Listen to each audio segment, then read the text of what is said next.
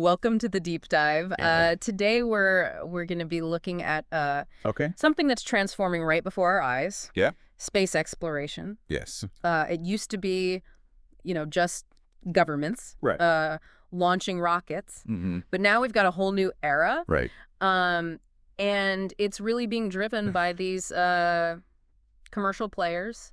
Right. Folks like SpaceX and others. Yeah. And also a renewed kind of dynamic between nations, particularly between the U.S. and China. Absolutely. So this deep dive is going to be, well, it's for you to make sense of all these complex changes Right. Yeah. that are happening and what they might mean Sure, for the yeah. future. Yeah. And to help us navigate this landscape, Okay. we're tapping into a fascinating conversation Yeah.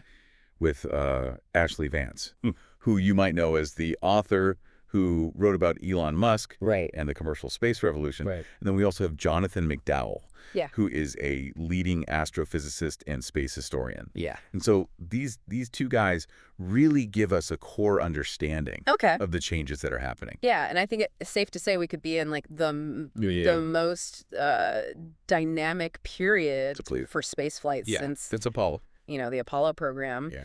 And the implications are huge. Yeah. And it's happening right now. Absolutely. So let's jump into this. Yeah, let's get into it. Okay, so one of the first things that both Vance and McDowell pointed to was this like fundamental shift Right. in who is actually doing space missions. Yeah, like who are the players? Yeah.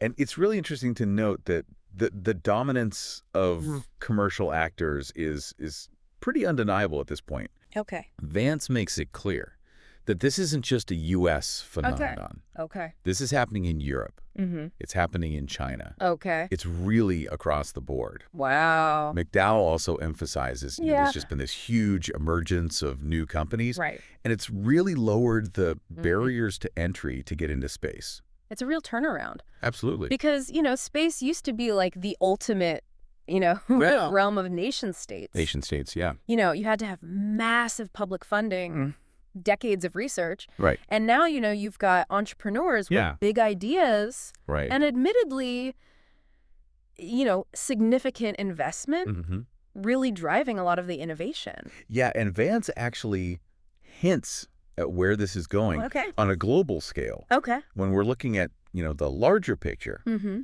he suggests that in the future, space is essentially going to become a two-horse race Between the U.S. and China. Wow. And that, obviously brings up a lot of questions about competition, Right. about technological leadership, Right. and what's really at stake Yeah. in this new phase of space exploration. So speaking of entrepreneurs, shaking things up, Vance shares a really great story about the beginnings of Planet Labs. Yeah. And these weren't, your typical aerospace giants. These were like... They were these Silicon Valley folks Yeah. with a surprisingly practical initial goal.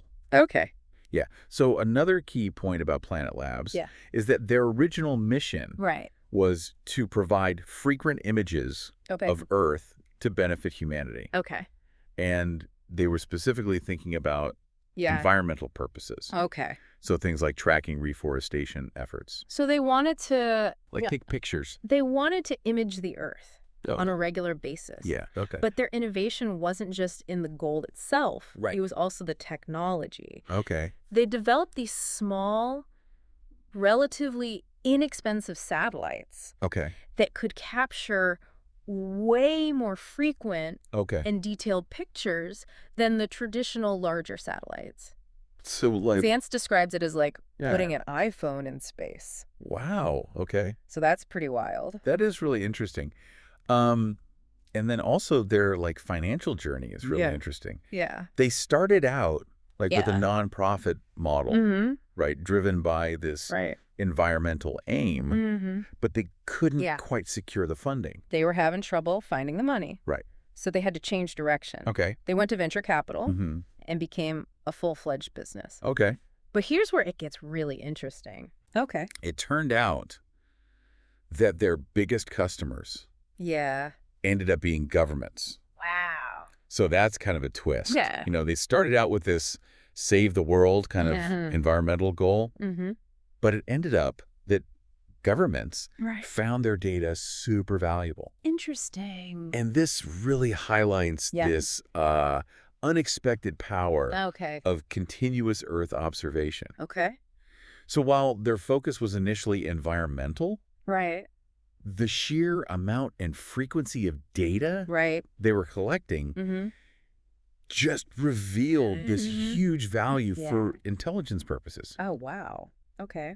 And the example Vance gives from the Ukraine war is really illuminating. Yeah. Planis images provided this like independent confirmation of Russian troop movement that was totally separate from state-controlled information. Yeah, so they were able to provide a different perspective. They were providing an alternative perspective that wasn't filtered through government sources. Yeah. Think about that for a minute. Yeah. You've got a commercial company providing crucial intelligence during a war. Yeah, during an active conflict. Wow.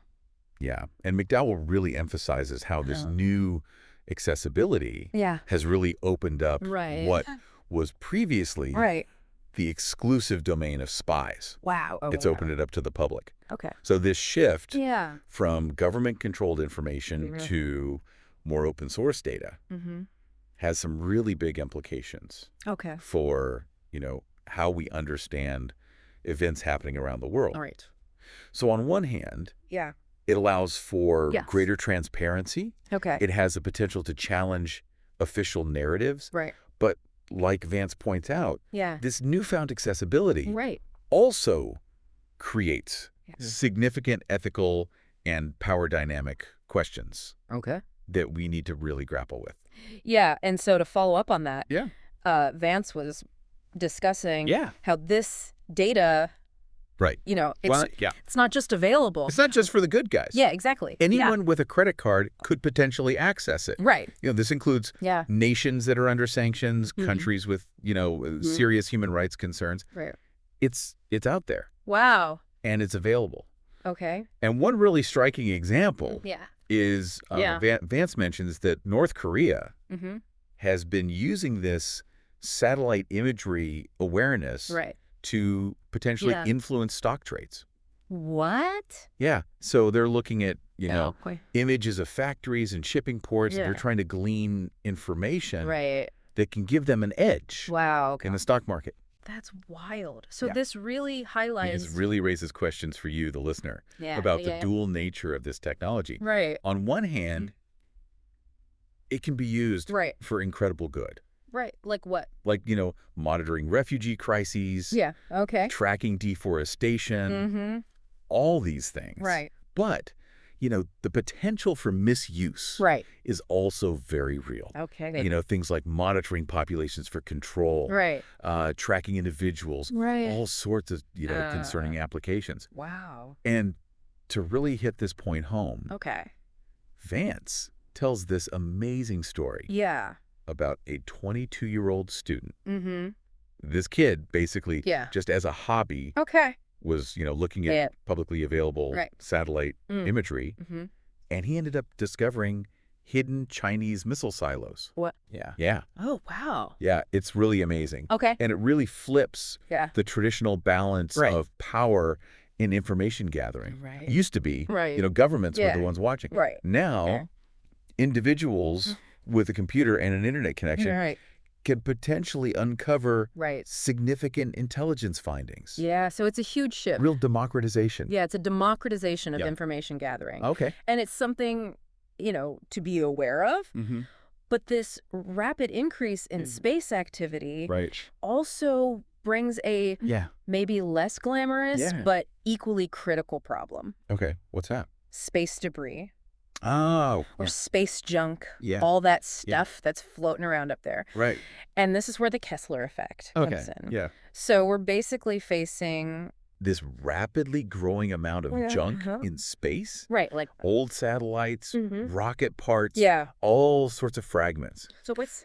And McDowell, he really lays out how quickly this problem is growing. Yeah. The number of objects that we're tracking in orbit has jumped from around 2,200 to a projected 12 to 13,000 this year alone. Wow, that's a big jump. It's a huge jump. Okay.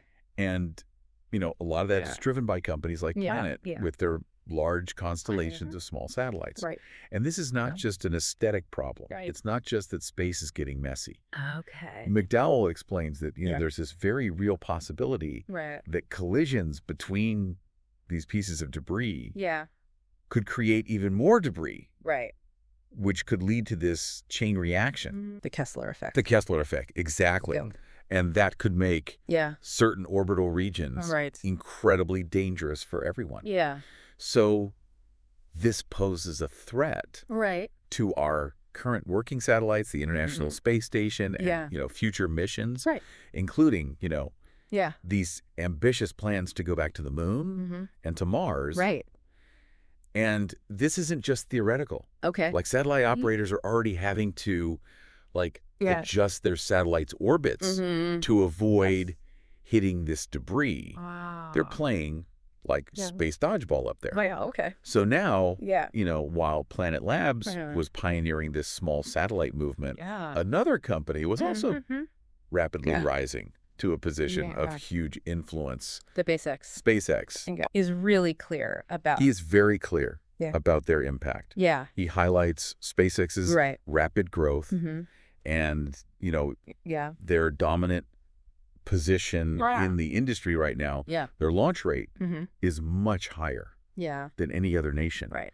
So they're a major contributor to the increase in satellites in orbit that we're seeing. And it's kind of hard to believe that, just 25 years ago, the U.S. space program was, facing some challenges. Right. The space shuttle had been retired. Yeah. There wasn't really a clear successor. Right. And now SpaceX has, has near monopoly on launch capabilities. Yeah. It's pretty amazing. It is.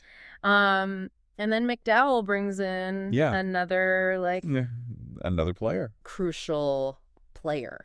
Yeah. In this evolving landscape. Right. He points to China and their significant and rapidly growing investment in their space program. Right. Particularly their ambitions for lunar exploration. Okay. So this is creating a really new dynamic. We've got a new kind of space race happening. Right. Although the actors are different, the motivations are different from the Cold War era. Right. Okay. So, definitely a new landscape. Okay, so we've got this influence then, both commercial with SpaceX and potentially nationalistic, with the U.S. versus China. So what does that mean in terms of economics and... Well, it has significant economic implications. Hopefully national security implications as well. Right. Think about the critical infrastructure that's being built in space. Right. And this leads us to, things like space-based internet systems. Right, like Starlink. Okay. And while these offer, really exciting possibilities, like global internet access, McDowell raises some interesting questions about, what are the implications of routing vast amounts of global information through a single company. Right.